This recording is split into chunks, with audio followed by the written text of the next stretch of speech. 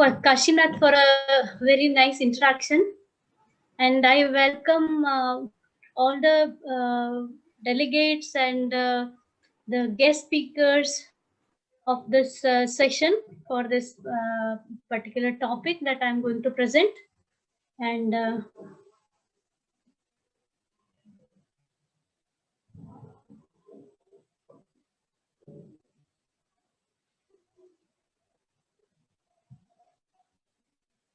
is it visible? Yes, ma'am, it's visible. Yeah. Today, we heard a very nice talk from Arpan Bhatt sir as well as the Kamlesh Kumar Sharma sir. And like from the subtler thing, I'm moving for a grosser aspect wherein presently, sir spoke about the Panchabhautika aspect, and one among the important topic in Ayurveda as well as yoga is Sharira Shodhana or biopurification of the body. And this biopurification is highly essential for the health promotion as well as disease prevention. And I'll be touching upon the practical aspects only. Like so many Sharira Shodhana procedures have been mentioned, but I'll be touching more on the body aspect, not on the mental or spiritual aspect of it. And again, as for Ayurveda and yoga are concerned, both are from the Sankhya philosophy. So there is a lot of similarities in the basic principles, wherein the Sharira Shodhana has been mentioned in the form of Panchakarma in Ayurveda. Same thing have been mentioned in the form of Shatkarma. And again, why the Shodhana is necessary? Because in the day-to-day life, different kinds of the morbid matter is going to get accumulated in the body in the form of ama, which is going to produce different diseases known as amayas. And again, this toxin may be accumulated either due to the faulty diet or faulty lifestyle or the faulty thinking. So altogether, that is going to aggravate the dosha and then leading to dosha dusha samurchana. And if excess of the dosha is getting accumulated, then it need to be expelled from time to time so that the disease can be prevented or else cured. So again, if we speak about Ayurveda, then the faulty diet, it may be in the form of adhyashana, anashana, or pramitashana, vishamashana. So different kinds, like whether it is in the time of intake or in the quantity of intake, either in the less quantity or more quantity, and taking before the food is digested, or else taking a particular rasa in excess. Like various factors are there, or else psychological factors like different like dharaniya. Under the dharaniya vegas, we mentioned different arishad vargas like kama, krodha, lobha, moha, mada, matsara. So these all things are going to be causative factor for the disease, and this will lead to the accumulation of the malas, leading to the Agni-mandya and ama, and then producing the dosha vriddhi, and then these doshas interact with the dushyas, and then there is dusha dushya samurchana or pathogenesis that is setting in the body. This pathogenesis can be broken by first thing Agni-mandya is there, so Amapachana. Amapachana, it can be done through the Langana, and then if the dosha excess is there, then Doshavasechana. Doshavasechana or expulsion of the doshas through the process of Shodhana. Again, Panchakarmas have been mentioned. Vamana for Kapha, Virechana for Pitta and Rakta dosha, and Rakta Mokshana for again Pitta and Rakta dosha, and Basti, Nasya, like that different kinds of the Panchakarmas have been mentioned in Ayurveda. Again, why Shodhana has been mentioned? It is again various shodhana again is implemented in various ways. One is in the dinacharya also certain shodhanas have been mentioned, like pratimarshanasya. It is for the indriya, uh, for the excellence of indriyas. That is indriyanam vaimalyam balam bhavati chadikam no chasya rogaha sahasa prabhavantyurdva jatrujaha. So it prevents all the urdhva jatrugata vikaras, and also it keeps the indriyas or sense organs in the state of excellence and prevents all the diseases that is related with the indriyas. So this pratimarshanasya or installation of 2 drops of anutaila or tilataila daily prevents a wide variety of diseases, and also it gives a healthy glowing skin as well as long hair. It prevents the gray hair, like long list of benefits have been indicated. Next is the dosha gets accumulated due to the impact of the seasons also. It has been mentioned again, different doshas get aggravated during different seasons. So, Shitodbhavam dosha chayam vasante. So, the dosha that is getting kapha dosha that is getting aggravated during the Vasanta Rutu due to the impact of cold atmosphere, the environment, that has to be expelled through the Vamana as well as Tikshnanasya in the Vasanta Rutu, especially the Chaitra Masa. And then Vishodhayan Grishmacham Abhrakale, that is the dosha that is getting accumulated during the Grishma Rutu is Vata, and in the Varsha Rutu, Abhrakala, it has to be expelled by means of the Basti, Asthapana and Anuvasana Basti. Then Ghanatyaye Vashika Mashu Samyak. Whatever the dosha that is being accumulated during the Grishma Rutu should be expelled during the Varsha Rutu. Then the whatever the Varsha Rutu dosha that is getting accumulated, that is Pitta dosha, that has to be expelled in the next Rutu, that is Sharad Rutu. So like that, the Rutu Shodhana has been mentioned. In the Sharad Rutu, it has to be the Rakta Mokshana and the Virechana. Like that, the seasonal variations as well as diurnal variations that lead to the aggravation of the dosha need to be pacified by means of the different panchakarma procedures. Then for the hygiene as well as the mental hygiene or the manasika shodhana, again what we have to do is tyagaha prajnaparadhanam indriyopashama smritihi tesha kalatma vijnanam sadvrittasya anuvartanam. Here sadvritta part. Sadvritta is considered one among the best for the mental cleansing. So that has to be implemented. Already Kamlesh Kumar Sharma sir mentioned about the in detail about the Sadvrita aspect. Then for the curative purposes, how Shodhana is going to help. That is, doshaha kadachit kupyante jitalangana pachanaihi. Yeta samshodhanaihi shuddhaha na tesham punarudbhava.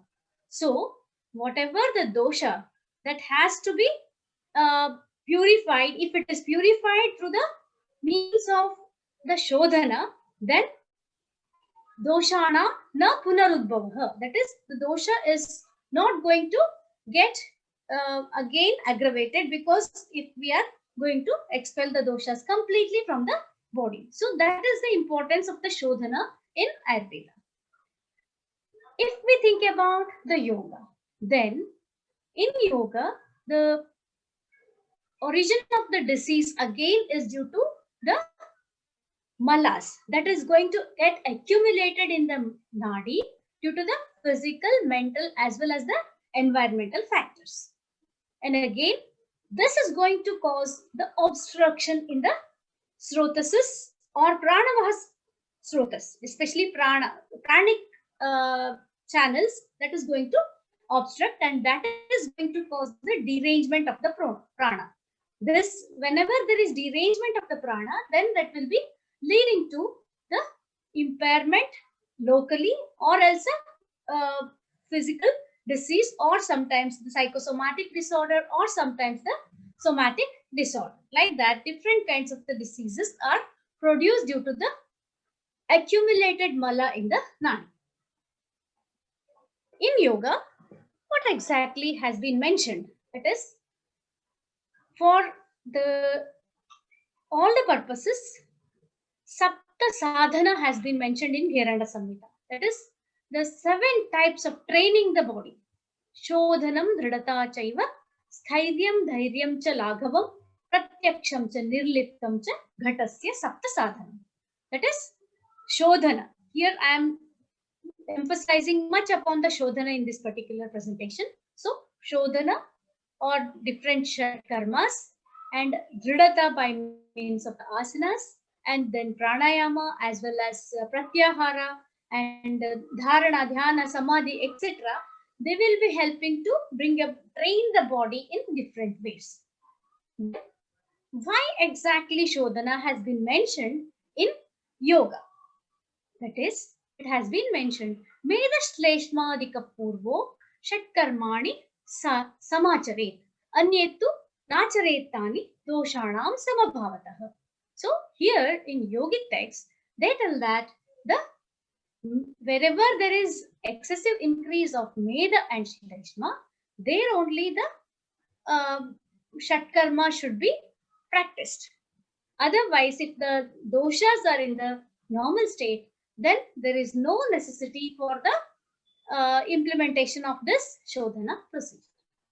Further, for the spiritual purposes, it has been mentioned, Malakulasu Nadishu Marutaha Naiva Madhyagaha. So, whatever, the Madhyama Nadi or the Sushumna, like the arousal of the Kundalini is only possible when all the nadis are devoid of any malas or the toxins. So, this for spiritual purpose, again, purification has been mentioned.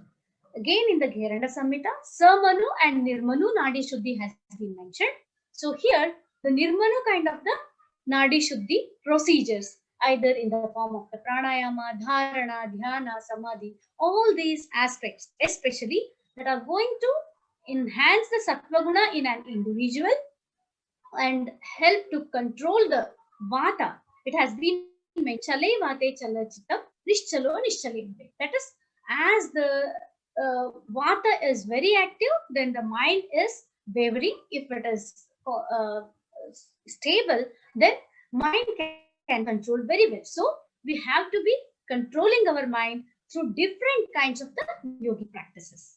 Then comes the hygiene aspect, wherein again, Gheranda Samhita, the dhauti, different types of the dhautis have been mentioned in the Danta dhauti procedure. Again, Danta Moolam, Jikva Moolam, Randram Chakarna, Yugma Yoho, Kapala Randram Panchaite, Danta dhauti Vidhiyati. Like that, the different kinds of the Danta dhauti have been mentioned for the oral hygiene as well as Indriya Swastyas, as well as longevity. Like if we go through the Falashruti in the classical reference, due to the shortage of time, I am not including all the details of these particular dhautis.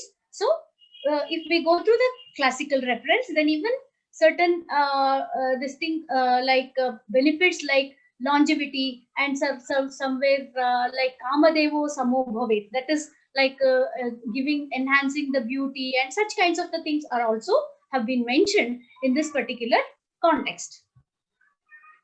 Next, how exactly the physiology can be regained if one person is getting a disease and then the person will be gaining the health again. So, the accumulation of the toxin, as previously mentioned, leading to the different psychological, psychosomatic, as well as the somatic disorders, and this will be when we take the help of different yogic practices and the Sharira Shodhana procedure of appropriate time. Like different kinds of the Shatkarmas have been mentioned, and among them, whatever the dosha is there, based on that, the different karma can be applied, and then the reverse process starts. The clearing of the channels happens, and that will lead to the regainment of the health. And let us know these aspects with the help of some small examples and some research works that have already been taken. And Vamanadhauti is one among the common procedures and Shatkarma procedures. Again, this particular dhauti can help in the chronic migraine attacks with acupuncture, along with the acupuncture. Such the research work has already been taken place, wherein it has shown that the intensity as well as number of attacks has reduced significantly by the practice of Vamanadhauti. Again, this Vamanadhauti is a very simple procedure wherein the saline water, lukewarm saline water, is used for the cleansing of the stomach or amashay. And here the water, again, how much water one has to drink depends on the person specific, prakriti specific.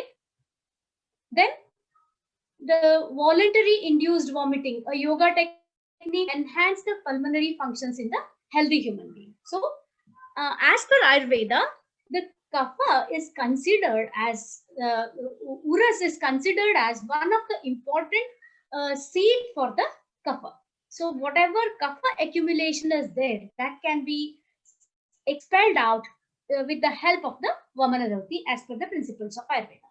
And in Ayurveda, the conducting Vamana needs many of the medications. It is a costly, like if we think about cost effectiveness, then it is a costly procedure because you have to do Snehapana before doing the Vamana, and then Bhakya Sneha Sveda, and then lastly the Vamana process is carried out. So it takes a long duration, like almost it takes around 10 days from starting from the preparation to the execution of the Vamana procedures. So whereas Vamanadhauti is a very simple procedure, also famous by the name Kunjal Kriya. So it is a very simple procedure which can be practiced without any of the restrictions, especially whenever we do the Shodhana in Ayurveda. Lot of these restrictions have been indicated, and here there is no restriction. So that forms an added advantage. It is going to save the time also.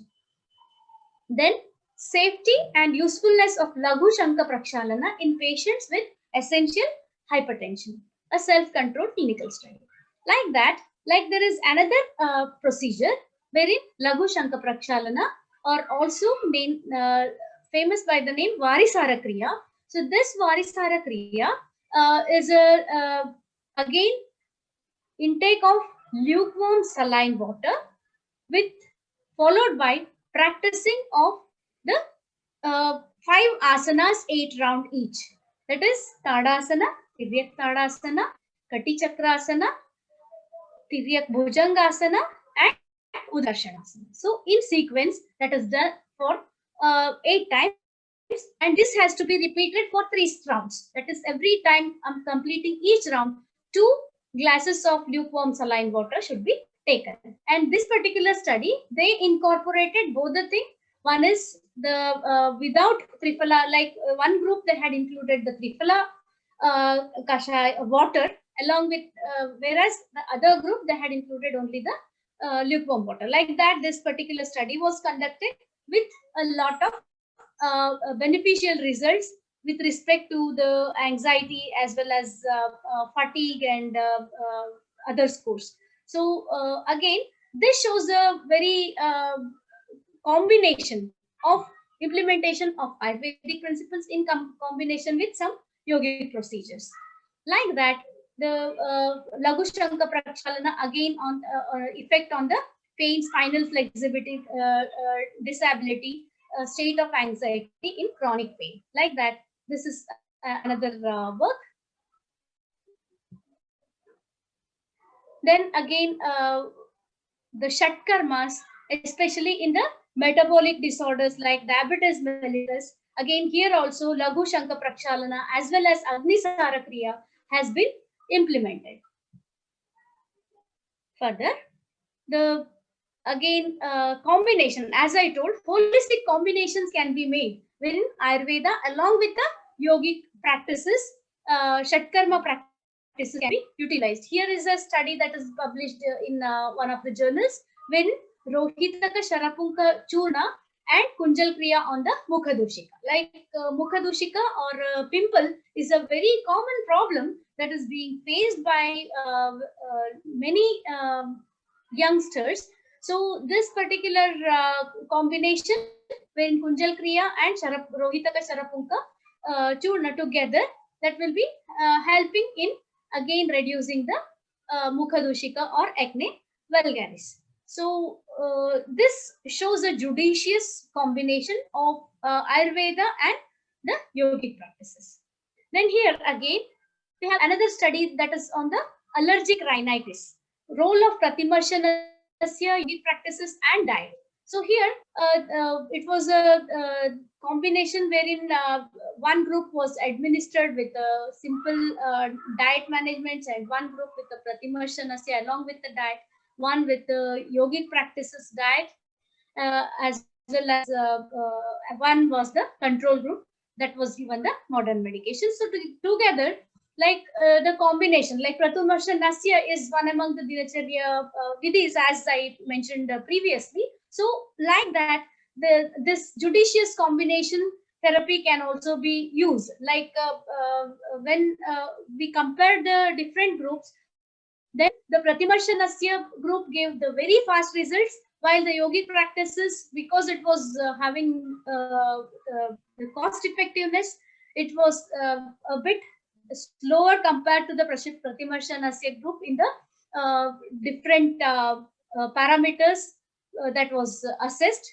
for this particular study. Similarly, the protective role of Mula Bandha while practicing Bhastrika and Kapalbhati by women vulnerable to bladder dysfunction. Again, bladder dysfunction is a very common problem that is faced by the little bit of as the age advances among the in the females. So again, Mula Bandha practice and as well as Bhastrika practice has